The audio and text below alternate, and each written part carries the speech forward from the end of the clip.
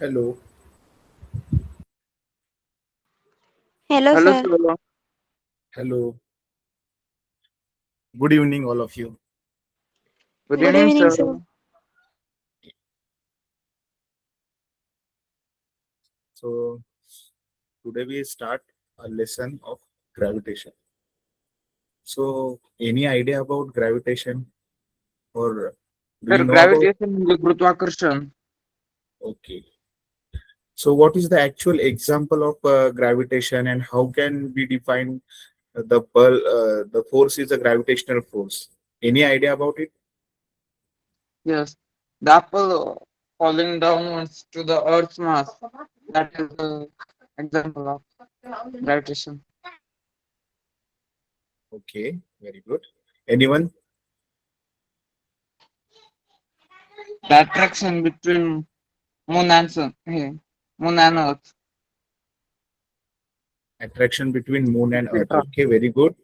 Very nice answer. Just a minute. I will share the PPT with you.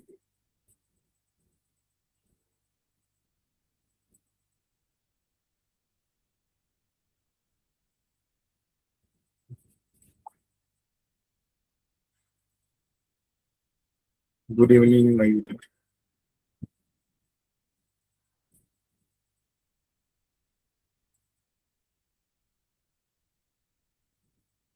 I'm sharing PPT with you. Okay. First of all, I know your topic is half done. Few parts are remaining in this topic. Just a minute. Our topic name is gravitation. Uh, First, we can share some rules in our class. If anyone have a doubt or any problem regarding the concept, then you can raise your hand. Then I give it a time. I'm giving a time to you and discuss some concept regarding to regarding your doubt. Okay. If any question, please raise your hand. Okay. The main topics, our topic name is gravitation. The main topics in this chapter is gravitation, force and motion, circular motion and centripetal force, Kepler laws, earth gravitational force. These all concepts are done. Am I right? Yes, sir. All of you. Yes, sir. Yes, sir. Yes, sir. Okay. Next topics are remaining topics are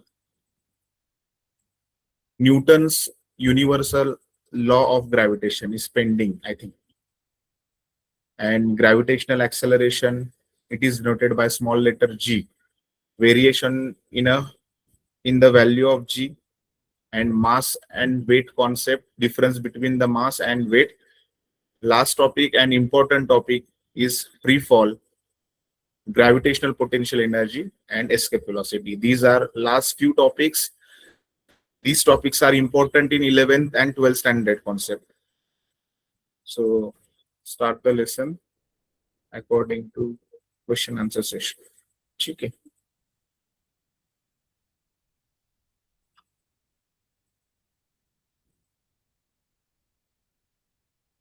Uh, are you comfortable in English, Hindi, Marathi, all three language?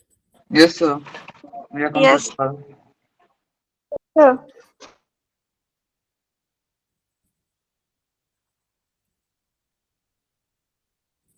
You can see the slide. First of all, you know the gravitation. Gravitation means attraction between two objects. It's called as a gravitation. If any one object we throw in upward direction, that object falls down on the earth after few seconds or few times, few minutes, because of gravitation. In the universe, gravitation is present. All objects feel gravitational force. Human beings, non-living things, all things are feeling a gravitational force. Gravitational force is the weakest type of force in the universe. Means gravitational force ये एक ऐसा force है जो पूरे universe में weakest type of force में mention किया जाता है. वीकेस्ट टाइप मतलब क्या कि सबसे कमजोर जो फोर्स है उसे हम लोग ग्रेविटेशनल फोर्स बोलते हैं. ये याद रखना बच्चे लोग, आपको ये एग्जाम में पूछा जाएगा कि यूनिवर्स में इन जैसे कि आप नेक्स्ट लेवल की एजुकेशन ले लोगे तो इसमें एक क्वेश्चन रहता है कि यूनिवर्स में सबसे वीकेस्ट टाइप फोर्स कौन सा है, तो आपका आंसर एक ही होना चाहिए, gravitational force. So gravitational force के बारे में किसने बताया? सो आपको ये पता होना चाहिए कि ग्रेविटेशनल फोर्स का इन्वेंशन आइजैक न्यूटन ने किया था. It is the great English scientist और मैथमेटिशियन एंड फिलोसोफर, जो कि वो एक वैज्ञानिक थे और गणित तज्ञ भी थे, जिनको गणित के बारे में भी पता था, साइंस के बारे में भी बहुत अच्छी खासी नॉलेज थी. तो उन्होंने कुछ एक्सपेरिमेंट किए और इनकी एक स्टोरी भी आपको पता होगी कि इन द एक आपने एक स्टोरी सुनी होगी कि जब न्यूटन एक पेड़ के नीचे बैठे थे तो उनके सर पे एक एप्पल गिरा. ठीक है, सो उनकी सोच वहां से स्टार्ट होती है कि ये एप्पल नीचे ही क्यों गिरा, ऐसा कौन सी पावर है या कौन सी ऐसी शक्ति है जिसके वजह से ये जो एप्पल है वो डाउनवर्ड डायरेक्शन में ही गिरा और परपेंडिकुलर डायरेक्शन में गिरा, ना कि स्लैंटिंग डायरेक्शन में या एनी अदर डायरेक्शन में गिरा, सीधा ही क्यों गिरा. वहां से उनकी सोच आगे बढ़ती है और उन्होंने उसके ऊपर सोचना स्टार्ट किया. तब जाके उनको एक ऐसे फोर्स का नॉलेज हुआ और उन्होंने एक लॉ लिखा, उसको हम लोग बोलते हैं ग्रेविटेशनल लॉ. ये हम लोग सीखेंगे. सबसे पहले उन्होंने बताया कि यूनिवर्स में कोई भी ऑब्जेक्ट्स है, every object in the universe attracts any other objects, it's called as a force और that force is called as gravitational force. मतलब कि जहां पे आप बैठे हो आपके अराउंड कुछ ना कुछ ऑब्जेक्ट्स होंगे. ऑब्जेक्ट्स मीन्स यानी चीजें, वस्तु, ये सब आपके पास रहेंगे तो उनके बीच में और आपके बीच में एक फोर्स है. उस फोर्स को हम लोग क्या बोलेंगे? ग्रेविटेशन. बट ये आपको फील नहीं होता सर, आप बता रहे हो, जो कि हमें थोड़ा सा हमारे समझ के बाहर है. तो साइंस एक ऐसी चीज है जिसको आपको समझने के लिए प्रैक्टिकल करना पड़ता है और उस प्रैक्टिकल का कंक्लूजन निकालना पड़ता है. That is our science. So presented the laws of gravitation in his book Principia. उनका एक बुक है न्यूटन का, एक प्रिंसिपिया नाम का बुक है, जहां पे उन्होंने साइंस के कुछ मैथमेटिक्स के कुछ रूल्स लिखे, कुछ लॉज लिखे हैं. वहां से हम लोगों ने ग्रेविटेशनल टॉपिक लिया है हमारे टेक्स्ट बुक में 10th स्टैंडर्ड के सिलेबस में, और ये हम लोग ग्रेविटेशनल लॉ के बारे में आज पढ़ रहे हैं. यहाँ तक सबको क्लियर है? कुछ डाउट है क्या? और उन्होंने inspired by observing Apple falling from a tree.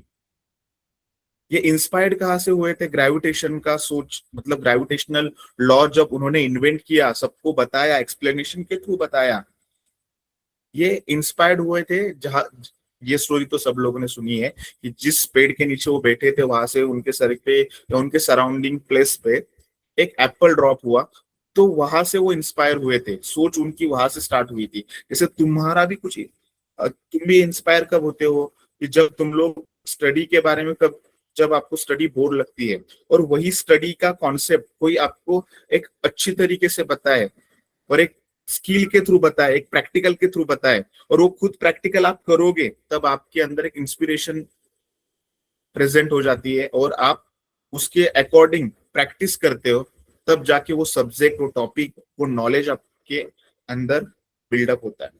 सो उन्होंने एक फोर्थ पॉइंट बोला है कि also formulated the laws of motion and important theories of light. उन्होंने जस्ट ग्रेविटेशन के बारे में नहीं बताया, आइजैक न्यूटन ने और कुछ फॉर्मूले भी बताए जिसको हम लोग पढ़ेंगे इसी साल, इसी टेक्स्ट बुक में पढ़ेंगे. रिफ्लेक्शन ऑफ लाइट आपको टॉपिक है साइंस पार्ट 2 में, या पार्ट 1 में ही रहेगा, तो उसके बारे में भी देखेंगे, रिफ्लेक्शन ऑफ लाइट। यही टॉपिक हम लोग 11th-12th स्टैंडर्ड, जब आप साइंस, आप में से कोई स्टूडेंट्स रहेंगे जिनको साइंस के बारे में बहुत ज्यादा नॉलेज है और उनको इंजीनियरिंग या फील्ड में एंटर करना है, तो आपको 11th और 12th साइंस बैकग्राउंड से पढ़ना होगा। तो वहां पे कंपलसरी 2 सब्जेक्ट्स है, फिजिक्स और केमिस्ट्री। आपके लिए ऑप्शन है बायोलॉजी और मैथ्स, बट फिजिक्स और केमिस्ट्री हर जगह पे प्रेजेंट है। आप बोलोगे सर मैं बायोलॉजी करूंगा तो मुझे फिजिक्स की जरूरत नहीं है, ऐसा नहीं है। आपने डॉक्टर सब लोगों ने देखा होगा, अगर देखा होगा तो आपने थम्स अप किया तो मुझे समझ में आएगा कि आप सुन रहे हो। यस देखे हैं। थम्स अप करना है, यस नो में आंसर नहीं देना है, जस्ट थम्स अप वाला लोगो आपको, इमोजी आपको कंटिन्यू करना है, ठीक है। सब लोगों ने डॉक्टर्स देखे। डॉक्टर्स जब भी आपको ट्रीटमेंट देते हैं तो फर्स्ट ऑफ ऑल आपको क्या बोलते हैं कि कोई आपको खांसी या कुछ बीमारी है तो सबसे पहले क्या करते हैं, स्टेथोस्कोप कान में डालते हैं और आपके चेस्ट के ऊपर स्टेथोस्कोप रखेंगे, आपको ब्रीथिंग करने के लिए बोलते हैं, ठीक है। तो उनके उसके थ्रू, मतलब जो स्टेथोस्कोप बनता है ना, वो फिजिक्स का कॉन्सेप्ट है। उसमें साउंड सुनाई देता है डॉक्टर को। वो जो इंस्ट्रूमेंट बना है स्टेथोस्कोप नाम का, वो फिजिक्स के थ्रू है। मतलब मेडिकल साइंस या मैथमेटिक्स, इंजीनियरिंग, यहाँ पे सबको आपकी आपकी जरूरत है फिजिक्स की। तो आपका जो टेक्स्ट बुक है 10th का, उसमें आपके 2 टेक्स्ट बुक के पार्ट किए गए हैं, पार्ट 1 और पार्ट 2। पार्ट 1 बिलोंग करता है केमिस्ट्री फिजिक्स, पार्ट 2 आपका रहेगा बायोलॉजी केमिस्ट्री। सो आपको नॉलेज होना चाहिए फिजिक्स का। फिजिक्स के बारे में आपको डर लगेगा, मतलब तो आप अच्छे से सीखोगे नहीं। आपको जो भी क्वेश्चंस है आप डिस्कस करोगे तो उसके बारे में आपको नॉलेज आ जाएगा और आप उसको अच्छे तरीके से, मेमोराइज नहीं मैं बोल रहा हूँ, स्किल डेवलपमेंट के थ्रू आपके बॉडी में वो जनरेट, मतलब फिट हो जाएगा, दिमाग में फिक्स हो जाएगा, ठीक है। तो यहां तक किसी को डाउट है क्या कि हम लोग न्यूटन्स के बारे में पढ़ रहे थे, तो न्यूटन्स एक ऐसे साइंटिस्ट है, मतलब जिन्होंने साइंस के बारे में भी लिखा है, मैथ्स के बारे में भी कुछ उनके लॉज है, थेरीज है। और ये जो हम लोग ग्रेविटेशन टॉपिक पढ़ रहे हैं, ये टॉपिक प्रिंसिपिया नाम का उनका एक बुक है, वहां से लिया गया है आपके टेक्स्ट बुक में। ये इंस्पायर्ड कहाँ से हुए थे? एप्पल की स्टोरी आपको पता होगी, इसके बारे में आपको पता है, बहुत लोगों ने ये ग्रेविटेशन के बारे में सुना है। बट ये हम लोग 10th में क्यों सीख रहे हैं? क्योंकि ग्रेविटेशन हम लोग को पता होना चाहिए 10th स्टैंडर्ड से ही। यूनिवर्स में ऐसा एक फोर्स है, उस फोर्स को हम लोग बोलते हैं ग्रेविटेशनल फोर्स। अभी तक हम लोगों ने उस फोर्स के बारे में सुना था, बट प्रैक्टिकली वो होता क्या है, ये हम लोग इस चैप्टर में देखने वाले। तो किसी ने भी पूछा कि व्हाट इज ग्रेविटेशन, तो आपके पास एक सिंपल आंसर होना चाहिए। इन the universe every object attracts every other objects with a force, it's called as gravitation। तो आप ऐसा उनको बताओगे कि यूनिवर्स में, मतलब पूरे विश्व में, कि कौन सी भी चीजें रहेंगी ना, वो आपस में, मतलब एक ऑब्जेक्ट यानी कि वस्तु या चीजें, या कोई ह्यूमन बींग्स, ऑब्जेक्ट यानी कि बॉडी, ये दोनों भी क्या करते हैं, एक दोनों आपस में अट्रैक्शन प्रोड्यूस करते हैं, दोनों भी आपस में खिंचाव प्रोड्यूस करते हैं, ठीक है। तो जो खींचने की जो पावर है उसको हम लोग बोलते हैं फोर्स। उस फोर्स का नाम है ग्रेविटेशन। तो सबसे पहले लोग आपके ऊपर हंसेंगे, अरे ऐसा होता ही नहीं, अभी मैं चल रहा हूं कहाँ पे, अर्थ पे, तो कभी ऐसा हुआ है क्या मुझे अर्थ में खींचा है तो मेरा पैर ही जमीन के अंदर फिक्स हो गया, ऐसा हुआ है क्या? आपने जमीन पे चलते हो या फिर आप अपने फ्रेंड्स के साथ बाजू बाजू में सेपरेट बेंचेस पे बैठे हो, तो वहां से वो आपको खींच सकता है क्या? कुछ डिस्टेंस रहेगा, 5 मीटर का, 2 मीटर्स का। आपको ऐसा कंडीशन प्रोड्यूस होता है क्या? फीलिंग होता है क्या कोई मुझे खींच रहा है, मैं यहाँ से गिर रहा हूं? ऐसा कभी फील नहीं होता, बिकॉज ऑफ ग्रेविटेशनल फोर्स वहां पे बिलोंग करता है। बट वही यूनिवर्स में सबसे वीकेस्ट टाइप का फोर्स है, मतलब सबसे कमजोर फोर्स, जो माना जाता है वो ग्रेविटेशन फोर्स है। ये हम लोग सोचने के लिए कमजोर बोल सकते हैं, बट इसका इम्पैक्ट बहुत लार्ज है। क्योंकि आज यूनिवर्स में हम लोग देख रहे हैं कि ऑल प्लैनेट्स किसके अराउंड रिवॉल्व करते हैं, सन के अराउंड रिवॉल्व करते हैं।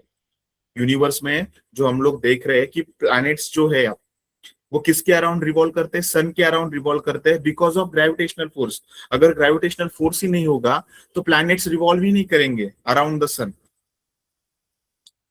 इसीलिए ये इम्पैक्टफुल है बट वीकेस्ट टाइप है, समझे। So this attractive force is not limited to the earth but acts throughout the entire universe. Therefore it is called as universal law of gravitation. मैंने कुछ words को अंडरलाइन किया कि कोई आप नोट मत करना। ये जो पावर पॉइंट प्रेजेंटेशन है मैं आपके साथ शेयर करता हूं, आपको जो भी पॉइंट्स इंपॉर्टेंट लग रहे हैं वहां से आप नोट डाउन कर सकते हैं बुक में। आप 40 मिनट्स में जो हम लोग कॉन्सेप्ट सीख रहे हैं उसको अच्छे से फोकस करके समझो। साइंस समझ के फिर प्रैक्टिकल करना, यानी कि आप साइंस सीख रहे हो और आपको साइंस में इंटरेस्ट है। ठीक है, नेक्स्ट पॉइंट पे चलते हैं। यहां तक किसी को कुछ डाउट था क्या? क्लियर है सबको? यस। नेक्स्ट है Newton's law, statement of Newton's law. कि आपको ये क्वेश्चन एग्जाम में 2 मार्क्स के लिए पूछा जाता है, what is Newton's law of gravitation, what is Newton's law of gravitation. So आपको ये आंसर लिखना पड़ेगा, every particle in the universe, particle यानी कि ऑब्जेक्ट्स, मैटर जो भी रहेगा, every particle in the universe attracts every other particle with a force that is directly proportional to the product of their masses and inversely proportional to the square of the distance between them. In the universe में जो कोई चीज है या कोई एक object है, first object second object को अपनी तरफ खींचता है, उसको कहते हैं हम लोग फोर्स। ये जो फोर्स है ना, उस ऑब्जेक्ट के मास m1 मास और m2 मास, इनका मल्टीप्लीकेशन करेंगे। मल्टीप्लीकेशन करना यानी कि प्रोडक्ट निकालना। सो ये जो मल्टीप्लीकेशन करके जो प्रोडक्ट मिलेगा इसके डायरेक्टली प्रोपोर्शनल होता है। अब डायरेक्टली प्रोपोर्शनल का मीनिंग क्या, कि जैसे मेरे पास वेट बैलेंस है, वेट अगर मैं एक साइड में 1 kg का वेट डालता हूं तो दूसरे साइड उसको बैलेंस करने के लिए मुझे कितना डालना पड़ेगा, 1 kg डालना पड़ेगा। तब जाके मेरा जो स्प्रिंग बैलेंस है या वेट बैलेंस है वो क्या हो जाएगा, स्टेबल हो जाएगा। तो एक इंक्रीज करने के बाद दूसरे का वैल्यू भी इंक्रीज करना ही पड़ता है, तब जाके वो बैलेंस हो रहा है। तो उसको बोलते हैं हम लोग डायरेक्टली प्रोपोर्शनल। इनवर्सली प्रोपोर्शनल मतलब क्या, कोई लेफ्ट हैंड साइड और राइट हैंड साइड में एक चीज अगर मैंने इंक्रीज की, मतलब लेफ्ट साइड की चीज मैंने अगर इंक्रीज की तो राइट साइड के चीज में, मतलब कोई भी पार्टिकल में ऑटोमेटिक वो डिक्रीज होने लगता है।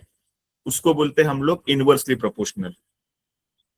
सो यहाँ पे हम लोग स्टेटमेंट पढ़ रहे थे न्यूटन्स लॉ ऑफ ग्रेविटेशनल का, कि every particle in the universe attracts every other particle, मतलब हर एक पार्टिकल दूसरे पार्टिकल को अपने तरफ खींचता है। उसे हम लोग, जो खींचने का पावर है उसको हम लोग बोलते हैं फोर्स।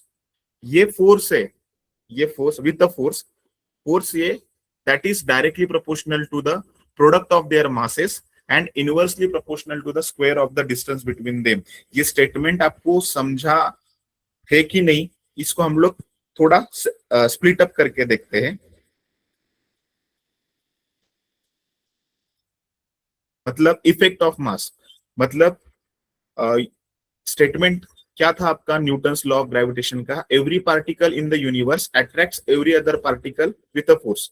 पार्टिकल जो भी है वो आपस में खिंचाव प्रोड्यूस करते हैं, तो उस खिंचाव को क्या बोला जाता है, फोर्स। ये फोर्स किसके ऊपर डिपेंड करता है, जो फर्स्ट पार्टिकल था और सेकेंड पार्टिकल था इनके मल्टीप्लीकेशन के ऊपर। साइंस में मल्टीप्लीकेशन वर्ड यूज नहीं किया जाएगा, तो यहाँ पे प्रोडक्ट वर्ड यूज किया जाता है। सो is directly proportional to the product of their masses. So effect of mass means क्या, कि the gravitational force increase, अगर gravitational force increase हो रहा है इसका मतलब जो कोई ऑब्जेक्ट है उनका मास इंक्रीज हो रहा है। मतलब फॉर एग्जाम्पल मैं बता रहा हूं, मयूरी और मैं, हम लोग कुछ डिस्टेंस पे लोकेटेड है, ठीक है। मतलब हमारे बिटवीन जो डिस्टेंस है वो, शायद एग्जांपल बता रहा हूं मैं आपको, हमारे बिटवीन 5 मीटर का डिस्टेंस है। मेरे अपोजिट डायरेक्शन में मयूरी है और मैं उसके अपोजिट डायरेक्शन में हूं। अगर मयूरी का मास, मैं वेट नहीं बोल रहा हूं, मास बोल रहा हूं, ठीक है। वेट का यूनिट है किलोग्राम और मास का यूनिट है किलोग्राम। जिसके ऊपर ग्रेविटी एक्ट होता है वो होता है वेट, जिसके ऊपर ग्रेविटी नहीं होता उसको हम लोग मास बोलते हैं, ठीक है। तो उसका वेट, मास जो है वो 20 kg है, मेरा वेट जो है 50 kg है।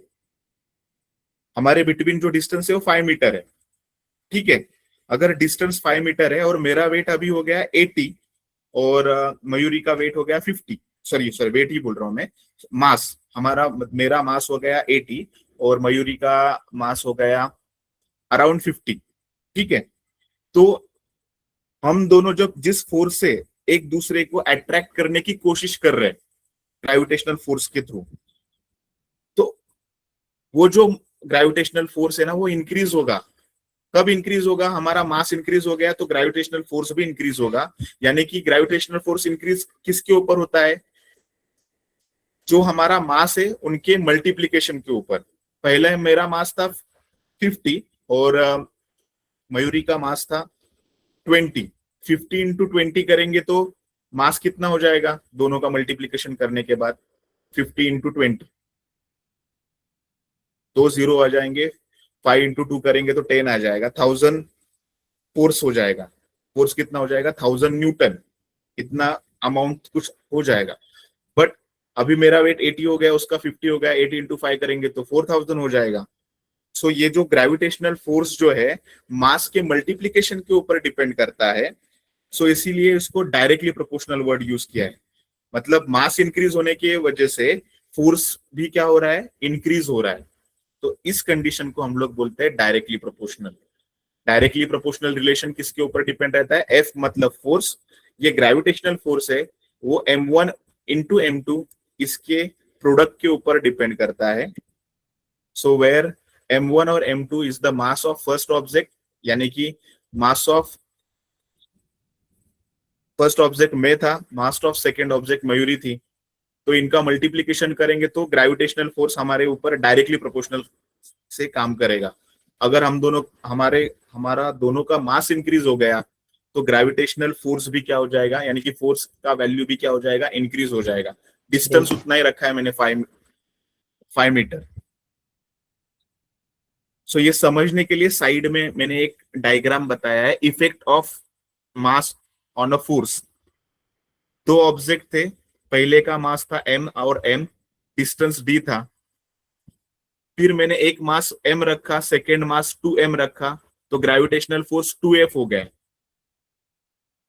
फिर थर्ड केस में, ये थर्ड केस में बता रहा हूं, यहाँ पे ये मेरा फर्स्ट है, ये सेकेंड और ये लास्ट वाला थर्ड। ये तीनों कंडीशन आप देखो जहां पे एरो किए थे मैंने। 2m इंटू 2m मल्टीप्लाई करेंगे तो 4f हो जाएगा। मतलब मास इंक्रीज हो गया तो फोर्स भी इंक्रीज होता है। इसको बोलते हैं डायरेक्टली प्रोपोर्शनल।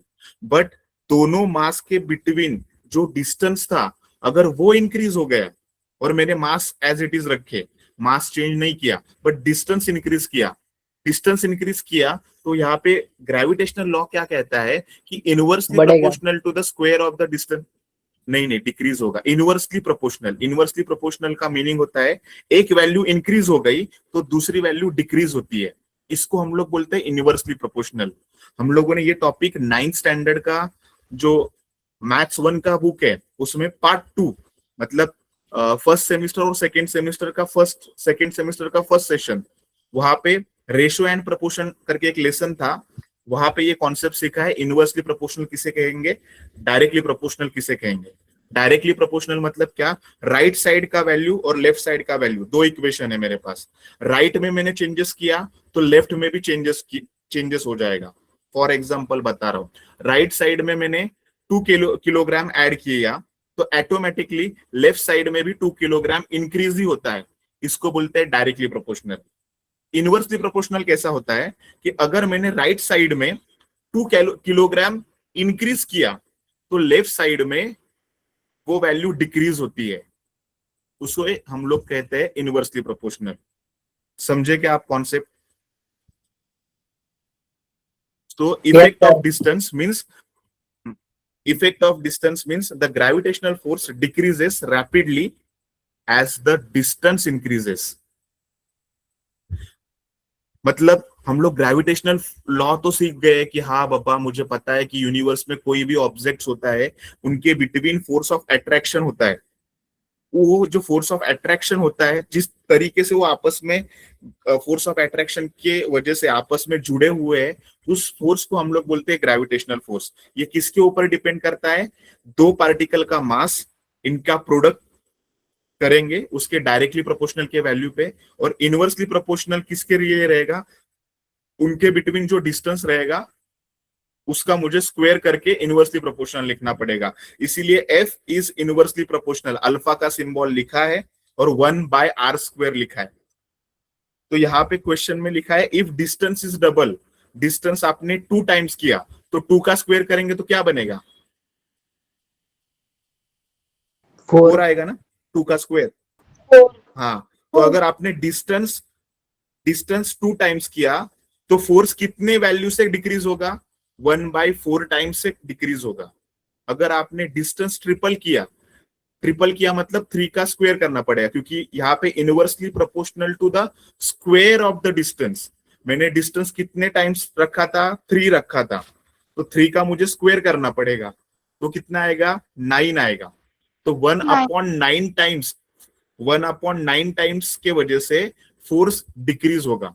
डिस्टेंस 3 से इंक्रीज किया तो फोर्स कितने टाइम्स डिक्रीज हुआ? 1/9 टाइम्स डिक्रीज हुआ। इसे कहते हैं हम लोग इनवर्सली प्रोपोर्शनल। यहां तक सबको समझा हुआ है? अगर नहीं समझा है, किसी को डाउट है, हैंड रेस करो और पूछ सकते हो आपका सवाल।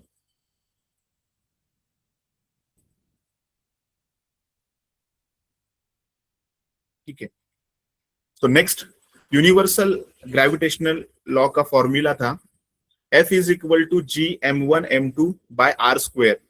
डिस्टेंस हम लोग R से भी इंडिकेट कर सकते हैं और D से भी इंडिकेट कर सकते हैं, दोनों भी फॉर्मूले आपके टेक्स्ट बुक में है, तो मैंने दोनों मेंशन किया यहाँ पे।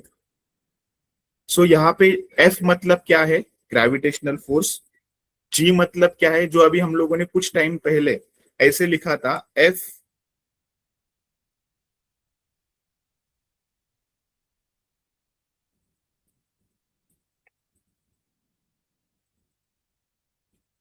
इज इक्वल टू, लिखने से पहले हम लोगों ने यहाँ पे एक ऐसा सिंबल बनाया था अल्फा, और इसको बोलते हैं हम लोग डायरेक्टली प्रोपोर्शनल।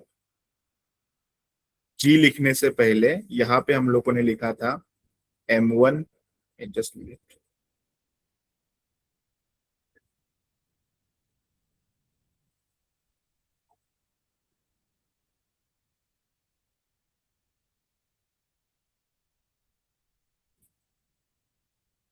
आपने लिखा था F इज इक्वल टू, लिखने से पहले ये अल्फा का सिंबल बनाया था, और यहाँ पे हम लोगों ने लिखा था m1 m2 m1 m2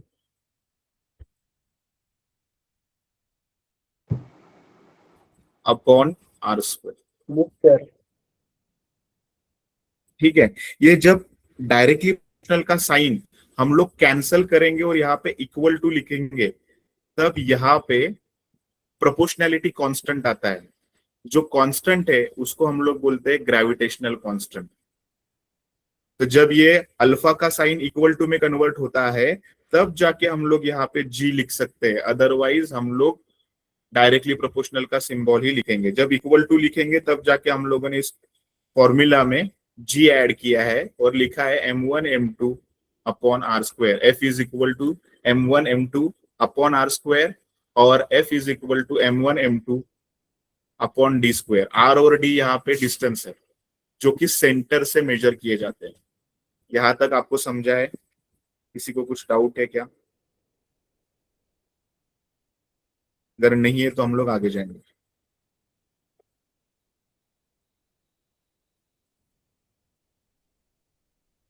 तो importance of universal gravitational constant क्या है, कि हम लोगों ने क्यों सीखना चाहिए, ग्रेविटेशनल लॉ क्यों जरूरी है। तो यूनिवर्स में जी का वैल्यू कभी चेंज नहीं होता। अगर आप मून पे जाओ, सन पे जाओ, मार्स पे जाओ, मर्क्यूरी पे जाओ, जुपिटर, कौन से भी प्लेनेट पे जाओ, अर्थ पे रहोगे तो भी जी का वैल्यू हर जगह पे सेम ही रखा जाता है। ये बताने वाला जो साइंटिस्ट था, इनका नाम है हेनरी कैवेंडिश। इन्होंने प्रैक्टिकल किया और जी का वैल्यू फाइंड आउट करके बताया। और जी का वैल्यू है 6.673। यहाँ पे मैंने 3 नहीं लिखा क्योंकि आपको 2 डिजिट तक ही वैल्यू लिखना होता है। अगर आपके टेक्स्ट बुक में 3 डिजिट का वैल्यू है तो आपको 3 डिजिट का वैल्यू लिखना पड़ेगा। 6.673 इंटू 10⁻⁻11 न्यूटन मीटर स्क्वायर पर किलोग्राम स्क्वायर। अब फोर्स का इन्वेंशन किसने किया था? न्यूटन ने किया था। इसीलिए उनके नेम का कैपिटल लेटर हम लोग एन यूज करते हैं एज अ यूनिट के बेसिस पे। ठीक है। सो फोर्स, ग्रेविटेशनल फोर्स का इन्वेंशन उनके नाम पे है, इसीलिए G is equal to 6.67 into 10⁻11 newton metre square पर केजी स्क्वायर। तो ये एग्जाम में पूछा जाएगा कि वैल्यू ऑफ जी कितना होता है, तो आपको पता होना चाहिए 6.67 इंटू 10⁻11 न्यूटन मीटर स्क्वायर पर केजी स्क्वायर। और इसकी प्रॉपर्टीज है, it is a scalar quantity और it is same everywhere in the universe. Universe में ये हर जगह पे सेम होता है, कभी भी ये वैल्यू चेंज नहीं होती। यहां तक सबको समझा है? So important features of gravitation हम लोग देखेंगे कि ग्रेविटेशन के इंपॉर्टेंट फीचर्स क्या है। ठीक है। सो फर्स्ट ऑफ ऑल कि force acts along the lining joining the centre of two objects.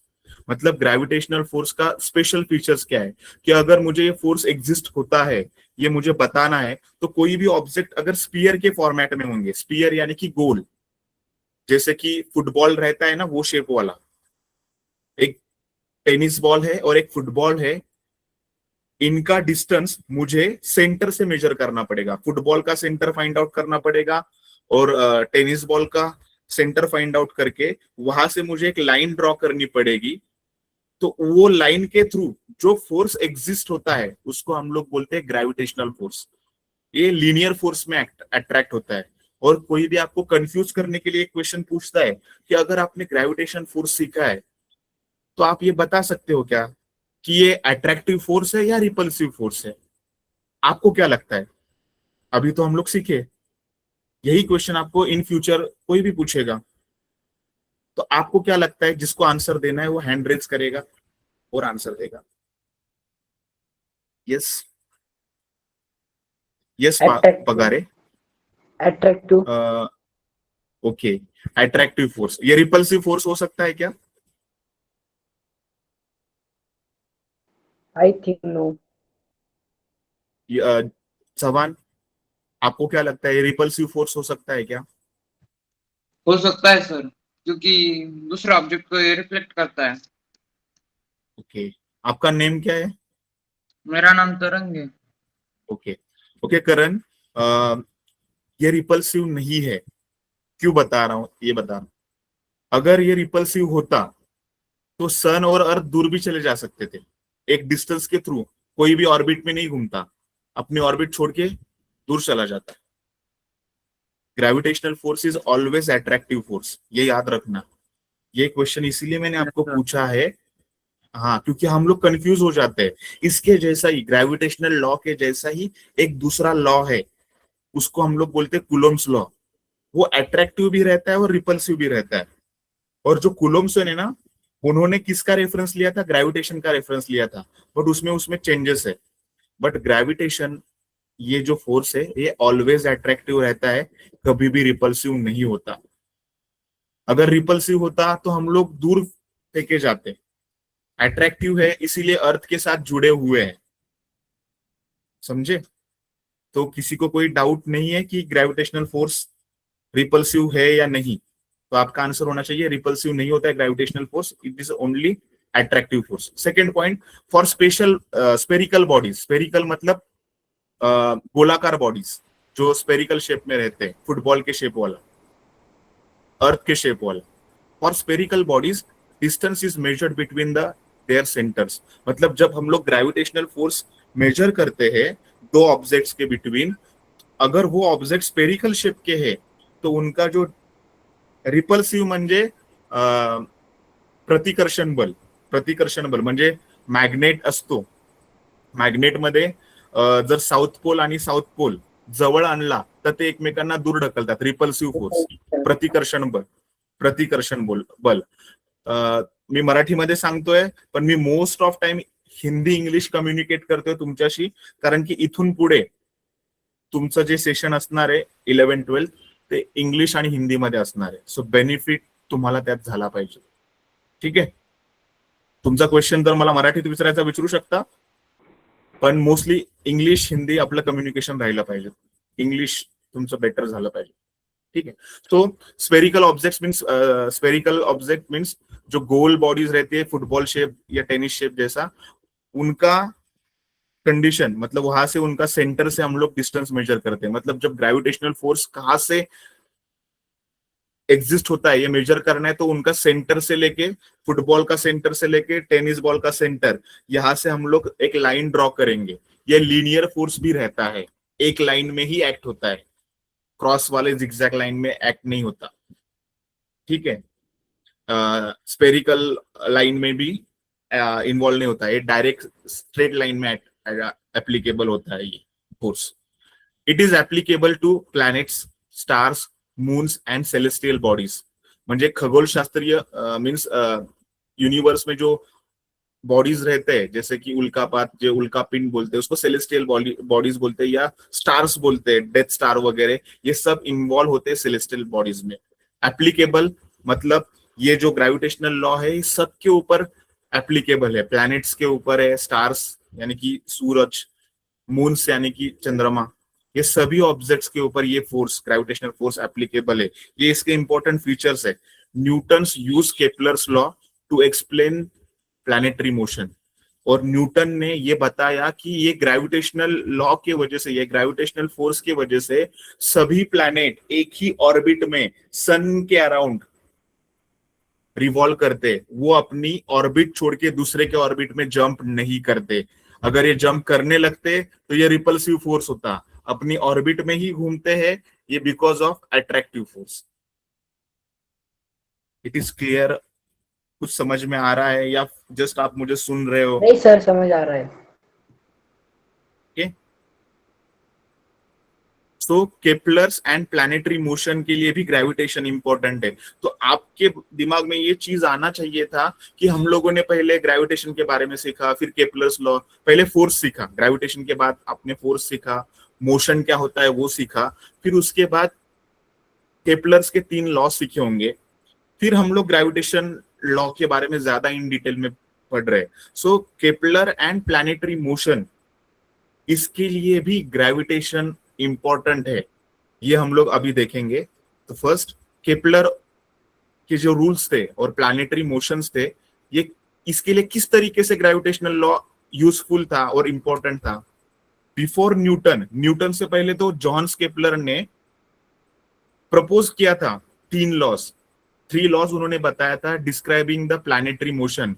Planetary motion, planet यानी कि ग्रह, मोशन यानी कि गति, मतलब हर एक ग्रह अपने एक गतिमान ऑर्बिट में या कक्षा में गतिमान रहता है। ये उसके लिए उन्होंने 3 लॉ बताए थे कि every planets revolve around the sun with the sun at one focus, or every the line joining from sun to planets equals area in equal interval of time। और थर्ड लॉ था कि कोई भी एक semi major axis का square is directly proportional to the semi major axis का cube is directly proportional to the time square. ये उसका थर्ड लॉ था। ये तीनों लॉ उन्होंने बताए, बट जैसे कि मैं आपको बता रहा हूं कि एक फॉर एग्जांपल बता रहा हूं कि सोडियम और क्लोराइड, एक सिंपल जो एग्जाम बता रहा हूँ, सोडियम Na रहता है, क्लोराइड Cl बताता है। सोडियम अगर आपने हाथ पे रखा तो आपका हाथ जो है बर्न हो सकता है। क्लोरीन आपने सूंघ लिया, ठीक है, तो आप बेहोश हो सकते हो, आपकी जान भी जा सकती है, इतना हार्मफुल है। बट उसके थ्रू एक मिक्सचर बनता है, उसको अगर मिक्स करेंगे तो उसके थ्रू हम लोग को एक सॉल्ट मिलता है। क्या मिलता है? सॉल्ट। ये हम लोग प्रैक्टिकल करेंगे, और सॉल्ट खाएंगे तो किसी को कुछ प्रॉब्लम होता है क्या? No, sir. थोड़ा सा सॉल्ट हम लोग No, नहीं। sir. तो ये प्रैक्टिकली हम लोगों ने किया, और फिर बोला कि जो कंपाउंड होते हैं और जो एक्चुअल एलिमेंट होते हैं उनकी प्रॉपर्टीज डिफरेंट रहती है, करेक्ट? तो वैसे एक्सप्लेनेशन हम लोगों ने दिया ना, सोडियम हाथ पे रखेंगे तो हाथ जल सकता है, ठीक है, क्लोरीन सूंघ लिया तो हम लोग बेहोश हो सकते हैं। बट उनके एलिमेंट के थ्रू एक प्रोडक्ट बनता है, मिक्सअप करेंगे तो NaCl, उसको हम लोग सॉल्ट बोलते हैं। वो खाएंगे तो किसी को प्रॉब्लम नहीं होता। ये प्रैक्टिकली किया, हम लोगों ने देखा भी है। तो हम लोगों ने कंक्लूजन क्या किया कि अगर कोई एलिमेंट से प्रोडक्ट बनता है तो उसकी प्रॉपर्टीज अलग होती है, नेचर अलग होता है, बट एक्चुअल एलिमेंट का नेचर डिफरेंट होता है, ठीक है। वैसे ये प्रैक्टिकली साइंस ने करके बताया, हम लोगों ने ऑब्जर्व भी किया और प्रैक्टिकली देखा भी। तो न्यूटन ने अपना ग्रेविटेशनल लॉ बताया ना, तो उसके पास उसका प्रूफ था ये ग्रेविटेशनल लॉ किस तरीके से काम करता है। वैसे जॉन्स केपलर ने अपने 3 स्टेटमेंट दिए, 3 रूल बताए, first law, second law, third law. तो उसके पास कोई बेसिस प्रूफ नहीं था कि किस तरीके से काम करते हैं। इसका एक्सप्लेनेशन किसने बताया प्रॉपरली? न्यूटन ने बताया। Funny. हाँ, तो जॉन केपलर ने जस्ट स्टेटमेंट दिया, बट उसके पास उसको कंप्लीट करने का मेथड नहीं था, समझे? So Newton explain the planets revolve around the sun because of sun's gravitational attraction. Sun's gravitational attraction की वजह से सभी प्लैनेट्स सन के अराउंड रिवॉल्व होते हैं। समझा आपको? तो ये केपलर और प्लैनेटरी मोशन हम लोग को क्यों सीखना है? क्योंकि न्यूटन ने उसके बारे में एक्सप्लेनेशन दिया। इनकम्प्लीट इंफॉर्मेशन किसके पास थी? जॉन्स केपलर के पास थी। इसीलिए हम लोग ये टॉपिक सीख रहे हैं। सो टॉपिक एंड हो रहा है। हम लोगों ने क्या सीखा, 4 पॉइंट्स में हम लोग देखेंगे, और उसके बाद क्वेश्चन आंसर सेशन रहेगा। आपको कुछ नहीं समझ में आ रहा होगा तो आप मुझे लास्ट लेक्चर में हर एक के साथ में 2 मिनट आपके साथ बात करूंगा, तो आप प्लीज मुझे आंसर देना। आप शर्माओ मत, मैं किसी को चिल्लाऊंगा नहीं, बट आप कम्युनिकेट करोगे तो मुझे पता चलेगा कि आपको समझ में आ रहा है, ठीक है? सो हम लोगों ने आज देखा कि gravitation is an attractive force. Next, ये जो फोर्स है directly proportional to the mass, mass के ऊपर डायरेक्टली प्रोपोर्शनल काम करता है। डायरेक्टली प्रोपोर्शनल का मींस एक राइट हैंड साइड और लेफ्ट हैंड साइड में कोई भी एक वैल्यू आप इंक्रीज करते हो तो ऑटोमेटिकली सेकेंड साइड का वैल्यू इंक्रीज ही होता है। इसको हम लोग डायरेक्टली प्रोपोर्शनल बोलते हैं। ये जो ग्रेविटेशनल फोर्स है ये यूनिवर्सली प्रोपोर्शनल रहता है डिस्टेंस के स्क्वायर के ऊपर। मतलब मैंने डिस्टेंस 3 मीटर से इंक्रीज किया तो 3 का मुझे स्क्वायर करके आंसर मिलेगा 9। तो 1/9 यानी कि इनवर्सली प्रोपोर्शनल। मतलब मैंने डिस्टेंस 3 से इंक्रीज किया तो फोर्स है ना 9 टाइम से डिस्टेंस का स्क्वायर करना पड़ेगा ना मुझे, 3 का स्क्वायर 9 आएगा। तो 1/9 टाइम से जो फोर्स है ना वो क्या हो जाएगा? डिक्रीज हो जाएगा। डिस्टेंस इंक्रीज किया तो फोर्स डिक्रीज होता है, ये याद रखना। अगर आपने मास इंक्रीज किया तो फोर्स इंक्रीज ही होगा, बट इनवर्सली प्रोपोर्शनल होने की वजह से डिस्टेंस इंक्रीज करने के बाद फोर्स डिक्रीज होता है। और जी इज यूनिवर्सल कांस्टेंट, यूनिवर्स में कहीं भी जाओ जी का वैल्यू सेम रहता है, ठीक है? अभी आपका क्वेश्चन आंसर सेशन में स्टार्ट कर रहा हूं।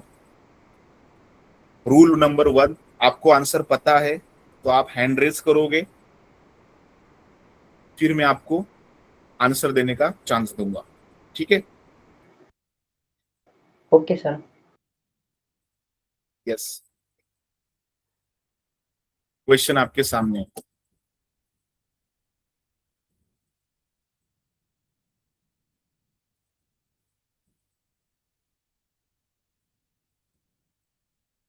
अगर क्वेश्चन का मीनिंग नहीं समझ रहा आ रहा है तो कोई आंसर देने के बाद मैं एक्सप्लेन करूंगा। क्वेश्चन आपकी स्क्रीन पे है, आपको आंसर बताना है ए बी सी और डी। चैट जीपीटी नहीं करना है, गूगल नहीं करना है, आपको जितना पता है, आपने जो सीखा उसके थ्रू आपको पता होना चाहिए। आप अटेंटिव होने चाहिए लेक्चर्स में। ओके, आंसर मुझे हैंड रेस करके आपको बोलना है मेरे साथ, चैट पे आंसर नहीं देना है। एनीवन? कोई भी नहीं है? सर सी। यस चव्हाण, सी। ओके, पगारे। ये है। ओके ओके, पगारे मुझे आप एक्सप्लेन कर सकते हो question with English, Hindi, Marathi, anyone? Sir if the distance between two object is double, म्हणजे आता दोन ऑब्जेक्ट आहे त्याची डबल आहे, ग्रॅव्हिटेशनल फोर्स बिकम, तुम्ही आधी सांगितलं होतं ग्रॅव्हिटेशनल फोर्स नुसार ते दोन ऑब्जेक्ट आहे त्यांचा गुणाकार करायचा, प्रोडक्ट करायचा, म्हणून त्याचं उत्तर येतो कोणतं उत्तर है तुझं? सी। आपका आंसर क्या है? सी सर। सी। ठीक है चव्हाण, आप एक्सप्लेन कर सकते हो क्विकली? सर जो रूल था उसके जो रूल होता ना तो असं सांगत होता की जर डिस्टन्स डबल केला तो जो फोर्स होता तो 4 पटीनं कमी होणार होता, त्याच्यामुळे option C sir. English, Marathi, Hindi? Marathi में एक्सप्लेन करता हूँ या हिंदी में एक्सप्लेन करता हूँ। क्वेश्चन था, if the distance between two objects is double the gravitational. आपका आंसर करेक्ट है दोनों का, थैंक यू पगारे और चव्हाण। कोई पेरेंट्स के नेम से आता है तो मैं सरनेम से आपको बुला रहा हूँ, ठीक है? सो आपका आंसर करेक्ट है, मैं एक्सप्लेन कर रहा हूँ जिन लोगों को नहीं समझा है उनके लिए। इफ द डिस्टन्स, डिस्टन्स यानी कि अंतर, बिटवीन मतलब च्या दोघांमध्ये, मधलं। If the distance between two objects म्हणजे वस्तू, दोन वस्तूंमधलं अंतर तुम्ही दुप्पट केलं, डबलचा अर्थ होतो दुप्पट करणे, it's twice, the gravitational force becomes. मग अशा कंडिशन मध्ये, मीन्स ऐसे कंडीशन में फोर्स क्या हो सकता है? अगर आपने डिस्टेंस पहले 1 मीटर था वो 2 मीटर किया, ऑब्जेक्ट का मास हम लोग को कुछ भी दिया नहीं है, आप उतना ही बताया है कि डिस्टेंस अगर पहले 1 मीटर था उसको डबल कर दिया, तो फोर्स क्या होगा? इंक्रीज होगा या डिक्रीज होगा? अगर इंक्रीज होगा तो कितने से इंक्रीज होगा, डिक्रीज होगा तो कितने से डिक्रीज होगा? तीसरा पॉइंट देखो, force is inversely proportional to the square of distance. तो डिस्टेंस कितना किया है? डबल, डबल का स्क्वायर मतलब 2 का स्क्वायर करेंगे तो कितना आएगा? 4 आएगा, ठीक है? तो फोर्स बिकम 1/4, फोर्स कम हो जाएगा। मैंने बोला है इनवर्सली प्रोपोर्शनल का मीनिंग, अगर हम लोगों ने डिस्टेंस इंक्रीज किया, डबल किया मतलब बढ़ाया है, तो फोर्स डिक्रीज होने वाला है, तो फोर्स बिकम डिक्रीज 1/4। क्लियर है? 1/4 कंडीशन के हिसाब से ये वैल्यू डिक्रीज होगा। Next question, last.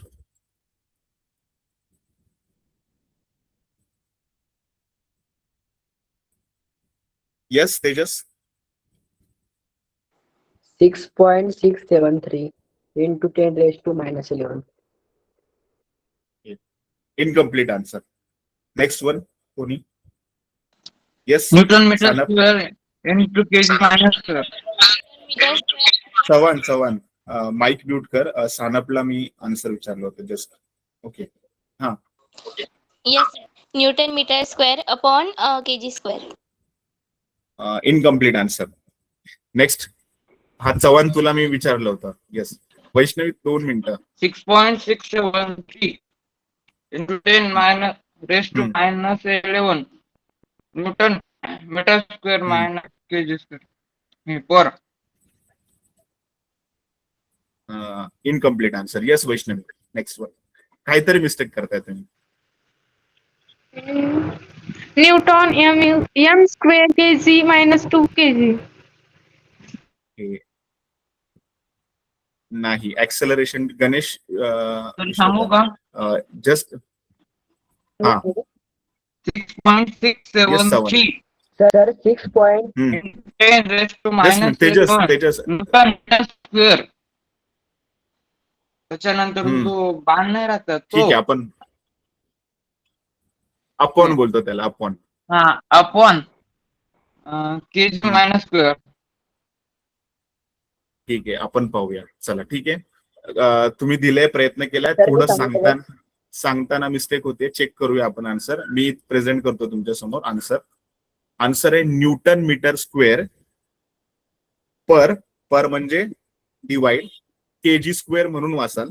आणि जर तुम्ही उभी रेष जी आहे ना, स्लॅन्टिंग लाईन, ती जर नसेल ड्रॉ केली तर तुम्ही लिहू शकता newton metre square KG raise to -2. KG raise to -2. आणि जर ती रेष वापरली असेल पर म्हणजे अपॉन मध्ये, तर तिथे 2 मायनस नसतो. न्यूटन मीटर स्क्वेअर पर केजी स्क्वेअर. आन्सर दोन्ही आहेत, माहिती असावं. ठीक आहे. हँड्स डाऊन केले तर चालतील. नेक्स्ट क्वेश्चन मला विचारायचा आहे. लास्ट हँड्स डाऊन करला तरी चालेल. हे तर आन्सर मला पटकन पाहिजे होता तुमच्याकडे. Isaac Newton. Isaac Newton. आपला आयझॅक रूल आहे की न्यूटन. येस, आपल्याला हँड्स अप करायचा आहे आणि मगच आन्सर द्यायचं. येस, करेक्ट आन्सर होता sorry sir. Sir Isaac Newton. ठीक आहे. आज पहिला लेक्चर आहे, थोडा आपल्याला वेळ लागेल. मला तुमच्याशी जुळता घ्यायला, तुम्हाला माझ्याशी जुळता घ्यायला. ठीक है. मेरा क्वेश्चन है सबको. टॉपिक यहाँ पे मैं रुका रहा हूँ. शेयरिंग स्क्रीन स्टॉप किया है मैंने. आप सबके लिए मेरा एक क्वेश्चन है. आज का जो सेशन था, इसमें आपको ऐसी कौन सी चीज ऐसी लगी जो समझने के लिए डिफिकल्ट थी, और ऐसी कौन सी एक कॉन्सेप्ट जो आपको समझने के लिए बहुत इजी लगा? आप कोई बता सकते हो क्या इनमें से, जो आज के सेशन में ऐसा था जो समझने के लिए डिफिकल्ट था या समझने के लिए बहुत आसान था? ऐसे कोई तो दोनों में से एक चीज, कोई भी. गलत हुआ तो भी चलेगा, मैं करेक्ट कर दूंगा, बट आप शेयर करो. यस सानब.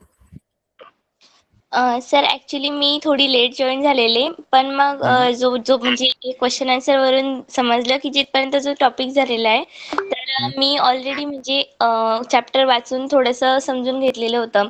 तर याच्यामध्ये जी जे आहे कॅपिटल जी म्हणजेच ग्रॅव्हिटेशनल कॉन्स्टंट, तर याच्याबद्दल माहिती जाणून घेण्याबद्दल आणि त्याचं युनिट, त्याच्याबरोबर त्याचं जे सूत्र आहे म्हणजे FD²/m1 m2, तर हे जे आहे तर इंटरेस्टिंग आहे आणि सोपं आहे समजून घेण्यासाठी. Yes Tejas Pagare. Thank you Aditya. Sir universal law आहे ना ग्रॅव्हिटेशनलचा, तो थोडा अवघड गेला. त्यात काय अवघड वाटलं तुला समजताना, म्हणजे असं जे तुला समजू शकलं नाही?